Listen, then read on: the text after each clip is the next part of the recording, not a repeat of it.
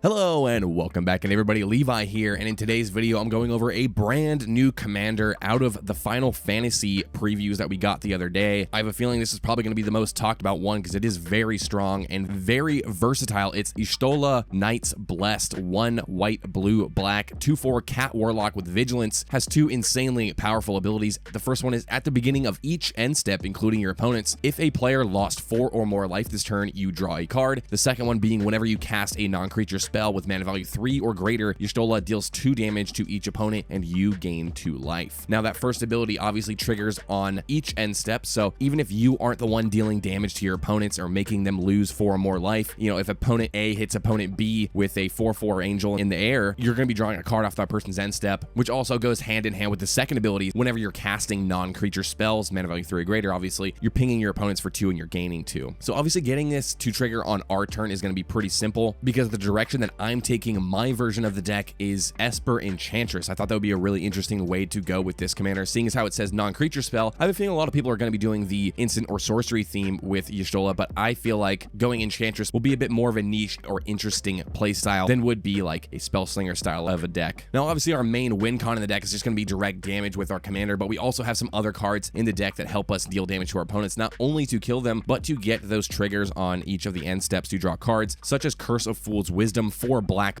for an aura. Curse enchant player. Whenever enchanted player draws a card, they lose 2 life and you gain 2 life, very similar to our commander's ability. But I want cards like this that we don't have to put any mana into it after it's already cast to be, you know, dealing damage to our opponents on their turns. That way they only have to either draw a second card or take a little bit more damage. You know, fetch lands. A lot of black cards have ways to pay life to draw cards. So cards like the curses are really good ways to be able to get that first trigger off of our commander. Similarly, I have Soul Barrier, 2 and a blue for an enchantment. It says whenever an opponent casts a creature spell, this enchantment deals 2 damage to that player unless they pay 2 mana. This card's going to be a powerhouse against those go wide decks. Not so much token decks, but those cards that want to be playing a lot of creatures. I have a feeling most of the time they're not going to want to be paying the 2 mana. They're just going to take the damage, and that's going to help us draw cards off of our commander. And of course, we're playing Grim Guardian in an Enchantress theme, 2 and a black for a 1/4 zombie with Constellation, meaning whenever it or another enchantment enters the battlefield under your control, each opponent loses 1 life. It's just going hand in hand with our commander's ability and helping us deal tons of damage to our opponents. Next category I'm talking about here, the protection, might even be a little bit more important than the damage because I have a feeling that this commander is not going to be very loved in the format. People are going to see it and it's going to be feared. You know, it's kind of got that Atraxa vibe almost because there's just so many insane things you can do with a card like this, and a lot of people aren't going to know like which build you're going for. Are you going for the super scary build or kind of the more memey build like I'm doing here? So the protection is an absolute must in the deck. Aside from the counter spells, which I won't go into, I have a lot of cards like Blessing of Leeches, 2 and a black for an aura with flash, enchant creature. At the beginning of your upkeep, you lose 1 life, which is negligible because we're gaining a bunch of life off of our commander. It also has paid 0 to regenerate enchanted creature, meaning you can do that as many times as you want. Also keep in mind the non-creature mana value 3 or greater spells are getting us that trigger off of our commander, so those definitely take priority over some of the other spells. However, I do have a lot of 1 and 2 mana value spells that really help us out, such as Feign Death, 1 black for an instant. Until end of turn, target creature gains when this creature dies. Return it to the battlefield tapped under its owner's control with a +1/+1 counter. I have several cards in the deck like this. These are just ways to make sure our commander doesn't die, seeing as how it's probably going to be a target. Just leaving that 1 black mana up to be able to save our commander, really essential. I also threw in cards like Monastery Siege, 2 and a blue for an enchantment. When it ETBs, you choose cons or dragons. The cons is not really the important part. The dragons is usually what we're going to be using. Spells your opponents cast that target you or a permanent you control cost 2 more to cast, so it kind of gives ward to all your creatures, making it a little bit harder to deal with our commander. Another form of protection I have in the deck, because we're not playing a lot of creature spells because our commander doesn't really want us to be, I threw in cards like Dissipation Field, 2 blue for an enchantment. Whenever a permanent deals damage to you, you return that permanent to its owner's hand. First off, if you're having issues with an opponent who plays a lot of pinger decks in your pod, throw Dissipation Field in your deck. You're not going to be disappointed. But the reason I threw this in here is because we're not usually going to be having a lot of blockers and ways to prevent our opponents from dealing damage to us. We do have the life gain off our commander, but still having those extra measures like Dissipation Field really help us stay in the game. Next category I'm talking about, the card draw. Actually, some really good cards in this category like Curiosity, a single blue for an aura enchant creature. Whenever enchanted creature deals damage, not combat damage, to an opponent, you may draw a card. That means as long as Curiosity is on our commander, whenever we cast a non-creature spell, mana value 3 or greater, we're going to be drawing 3 cards because it's hitting 3 opponents for 2 damage. It's not loss of life, it is actually damage, so we can get those triggers off of the Curiosity. Drawing tons of cards is not going to be a problem in this deck at all, especially when we have new enchantresses like like Entity Tracker out of Duskmourn, 2 and a blue for a 2/3 Human Scout with Flash. Whenever an enchantment you control enters, or whenever you fully unlock a room, which that part doesn't matter, you draw a card. So this is just a blue Enchantress. The only other one we have in these colors is Mesa Enchantress, 1 white for a 0/2 Human Druid. Whenever you cast an enchantment spell, you draw a card. So very clear as day what we're wanting to do with that. And another card that used to be a little expensive, it is now kind of budget, is Smuggler's Share. I'm not sure if people just didn't like this card or got a lot of reprints or what. It used to be like a $20 card. Now it's down to $1.50. 2 and a white for an enchantment. At the beginning of each end step, draw a card for each opponent who drew 2 or more cards this turn, then create a treasure token for each opponent who had 2 or more lands enter the battlefield under their control this turn. Just a nice way to get that incidental card draw whenever our opponents are doing things that are obviously going to put them in the lead. Smuggler's Share will help us catch up. I also threw in some of the life gain payoffs like Well of Lost Dreams, 4 mana artifact. Whenever you gain life, you may pay X, where X is less than or equal to the amount of life you gained. If you do, you draw X cards. You're definitely going to be getting tons of life in this deck, so any extra mana that you have left over, you can just throw into the well and then draw more cards with it. And since we're in a somewhat higher mana value theme with 3 or greater obviously being the threshold, a lot of the ramp cards that I put in the deck help us either reduce the casting cost of our spells or help us cast them for an alternative cost, such as with As Foretold, 2 and a blue for an enchantment. At the beginning of your upkeep, you put a time counter on As Foretold, and then once each turn you may pay 0 rather than pay the mana cost for a spell you cast with mana value X or less, where X is the number of time counters on As Foretold. So eventually, after 3 turns that this is out, most of the cards in our hand will be able to be cast for free. At least one of them will be each turn, and that will allow us to double cast a lot of our cards, getting that 4 life loss trigger that we want off our commander. Obviously, I threw in all of the cost reducers that I could, like Cloud Key, 3 mana artifact. As it enters, you choose artifact, creature, enchantment, instant, or sorcery. Obviously, we're going to be choosing enchantments. And then spells you cast of the chosen type cost 1 less to cast. There's several other of these effects, like the new one out of Duskmourn, Inquisitive Glimmer, white, blue, 2/3 Fox Glimmer. Enchantment spells you cast cost 1 less to cast. That's the important part of this text. I don't really have to talk about the other ones, but I thought I'd mention them because they're not as easily found. Sten, Paranoid Partisan, white, blue, 2/2 Human Wizard. As it enters the battlefield, choose a card type other than creature or land, so you're going to choose enchantment. And then it says spells you cast of the chosen type cost 1 less to cast. Very similarly, Stormscape Familiar, 1 and a blue for a 1/1 bird with flying. White spells and black spells you cast cost 1 less to cast. So with this little package of cost reducers that I have going, there's also several more that I didn't really talk about, but seeing as how a lot of our spells cost 3, 4, 5, 6 mana, getting these cost reducers out is going to be able to, you know, spam out as many of those non-creature spells, enchantments in other words, as we can to then, you know, ping our opponents for as much damage as we can, gain as much life as we can, and get that card draw trigger off of our commander. And the last category I'm talking about here is the utility, just some cards that don't really fit into those other categories, but really help propel our deck forward. The first one I threw in here is another life gain payoff with Angelic Accord, 3 and a white for an enchantment. At the beginning of each end step, similar to our commander, this triggers on each end step. If you gained 4 or more life this turn, you create a 4/4 white angel creature token with flying. Just a little incidental payoff. It's really nice to be able to throw in some enchantments or non-creature spells specifically that give us creatures so we can have some blockers, especially ones with flying like Angelic Accord. There's also a couple other ones that you could throw in the deck. I didn't throw them in my list, but you could if you'd like to in yours. Again, a very important card in this deck, the Leyline of Anticipation, 2 blue enchantment. You may cast spells as though they had flash, so being able to cast your enchantments on your opponent's turns, it's going to make it a lot easier to get the card draw off of each of our opponent's end step as opposed to just ours, plus being able to hold up like mana for your protection if you need it, and if you don't need it, you just flash stuff out on your opponent's end step before your turn. Got a couple more life gain payoffs here with Light of Promise, 2 and a white for an aura enchant creature. Enchanted creature has whenever you gain life, put that many +1/+1 counters on this creature. I know we're not really doing the attacking theme, but I figured we're gaining so much life, so we might as well be getting a little bit of benefit off of it with cards like Light of Promise. So throw this on your commander, maybe a couple other cards that you might want to be attacking with, maybe one of those 4/4 angels with flying that Angelic Accord is going to be making you. You know, we are doing damage to win in this deck, so combat damage also helps us out. And as if our commander's not going to be gaining us enough life, I threw in cards like Soul Link, 1 white black for an aura. Whenever enchanted creature deals or is dealt damage, you gain that much life. So this means with this on our commander and we cast 1 non-creature spell, mana value 3 or greater, we're going to be gaining 8 life, 1 off of our commander itself. Then it's going to deal 2 damage to each opponent, gaining us 6 more life. So 8 life in total per enchantment cast. Granted, that is if you have 3 opponents, which normally you do, but there are several cards in the deck like this, and it's just going to be insanely hard to deal with you once you have, you know, 100 life or whatever it's going to be off your commander. You know, 1 spell is 8 life. Obviously, it's not going to be very hard to be getting over 100 life, so good luck to your opponents dealing with that one. Also threw in some extra enchantment support with cards like Ondu Spirit Dancer, 4 and a white for a 3/3 core cleric. Whenever an enchantment you control enters, you may create a token that's a copy of it, but you do this only only once each turn. Cool part about this is it says may, so you don't have to like worry about the first enchantment you cast each turn. You can just choose not to do the one that you don't want a copy of, get a copy of another one a little bit later if you need to. But you know, getting a second copy of your Inquisitor Glimmer to get the cost reduction on your enchantments, getting a second copy of Soul Barrier so it does a lot of extra damage to your opponents, getting a second copy of Curiosity so you draw twice as many cards. There's so many good uses for Undo Spirit Dancer in a deck like this. Even though it doesn't trigger a commander, it's so worth it in the deck. The last card I'm going to be talking about here today,